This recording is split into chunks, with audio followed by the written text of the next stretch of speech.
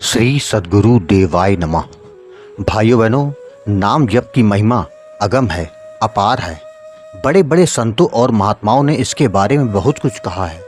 अगर आपको नाम जप में श्रद्धा और विश्वास है तो इसका चमत्कार आप अपनी आंखों से देख सकते हैं, इसमें कोई संशय नहीं।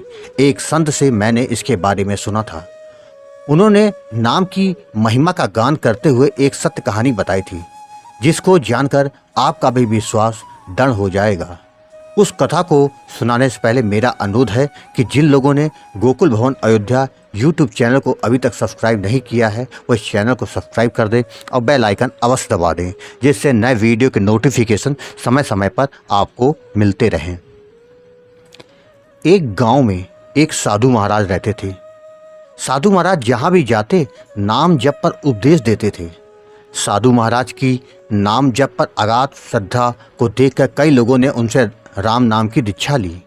कुछ लोग तो उनके सानिध्य में रहकर ईश्वर का अनुग्रह पाने के लिए उनके शिष्य तक बन गए। एक बार साधु महाराज शिष्यों को नाम की महिमा सुना रहे थे। तब उन्होंने कहा कि अगर श्रद्धा हो तो राम का नाम जपने मात्र से मनुष्य सभी संकट से पार हो जाता है। यह सुनकर साधु महाराज का एक शिष्य खुशी से उछल पड़ा। उसे तो मानो हर संकट से उबरने का रामबाण मिल गया।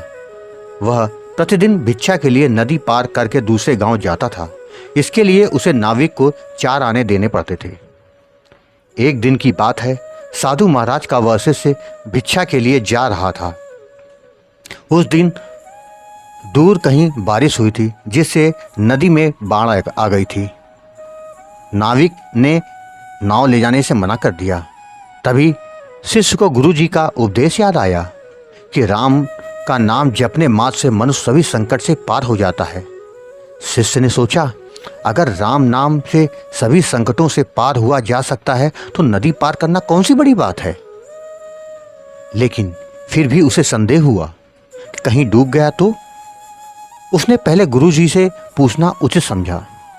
वह वापस गुरु जी के पास गया और बोला, गुरु जी, आप तो आज तो नदी में बाढ़ आई हुई है और नाविक ने पार कराने से मना कर दिया, अब मैं क्या करूं?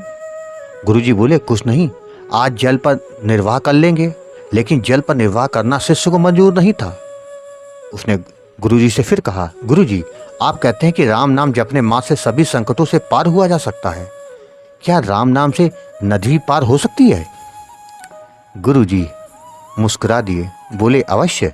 श्रद्धापूर्वक लिया गया राम का नाम सभी संकटों से पार कर देता है, इसमें कोई संदेह नहीं कि नदी पार हो सकती है। फिर क्या था? गुरु जी की बात सुनकर शिष्य फिर से नदी के ओर चल दिया। शिष्य को पक्का विश्वास तो नहीं था कि वह पार हो जाएगा, लेकिन फिर भी राम नाम की परीक्षा करने के लिए वह नदी में उतरा। उसने एक बार राम बोला और एक कदम आगे बढ़ा तो कुछ नहीं हुआ। 2 बार राम राम कहा और आगे बढ़ा, फिर भी उसे कोई प्रभाव नहीं दिखा।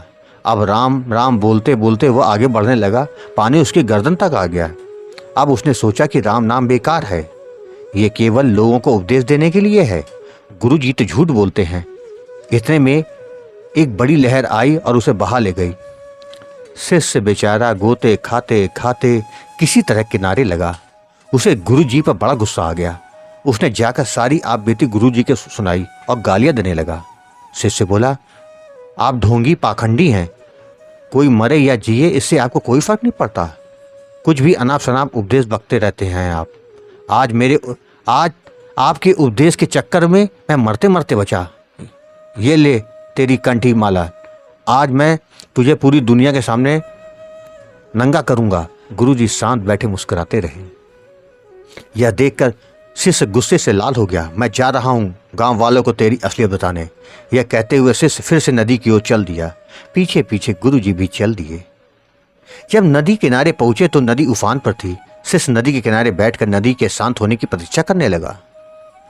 गुरुजी किनारे पर रुके, बिना नदी पर में उतर गए। जैसे ही साधु महाराज नदी में उतरे, नदी ने रास्ता दे दिया। यह देखकर शिष्य दंग रह गया। उसे अपनी भूल समझ में आ गई। वह पश्चाताप की आग में जलता हुआ नदी में कूद पड़ा। उस समय उसे जीवन की कोई परवाह नहीं थी, ना ही उसे अपनी कोई सुध थी। वह दौड़ता हुआ नदी पार कर गया और गुरुदेव के चरणों में गिरकर क्षमा याचना करने लगा। साधु महाराज ने उसे उठाया और गले से लगा लिया। जब उसे सुध आई तो पीछे मुड़कर देखा, नदी ज्यों की त्यों बह रही थी। उसने आश्चर्यपूर्वक गुरुजी से पूछा, गुरुजी ये क्या रहस्य है? जब मैंने राम नाम जपा था तब नदी पार नहीं हो पाया, और अब जबकि मैंने कुछ नहीं जपा फिर भी मैं नदी पार कर गया, ऐसा क्यों? गुरुजी बोले, बस जब श्रद्धा का चमत्कार है ये सब। तो नाम तो श्रद्धा को साधने का जरिया मात्र है। तुम राम कहो या कृष्ण, उससे कोई फर्क नहीं पड़ता। अगर श्रद्धा है तो तुम्हारा कोई भी नाम या विचार तुम्हें संकटों से पार कर सकता है, और यदि श्रद्धा नहीं तो सारे नाम बेकार हैं। गुरुजी आगे बोले, जब तुम पहली बार नदी पार कर रहे थे उस समय तुम्हें नाम में श्रद्धा नहीं संदेह था, लेकिन अब जब तुमने उसी नाम से मुझे पार होते देखा तुम्हें अपनी भूल का एहसास हो गया और तुमने अपने जीवन की परवाह किए बिना समर्पण कर दिया। यही श्रद्धा है। जब श्रेष्ठता से प्रेम, ईश्वर से प्रेम हमारे अंतःकरण में उमड़ पड़े तो समझो श्रद्धा का प्राकट्य हो चुका है। अब आपका इष्ट नाम सार्थक है। श्रद्धा और समर्पण के साथ ही नाम की सार्थकता है। भाई बहनों, आपको ये कथा कैसी लगी कमेंट बॉक्स में जरूर बताइएगा, और हाँ, अगर वीडियो पसंद आया हो तो शेयर करना ना भूलिएगा। धन्यवाद।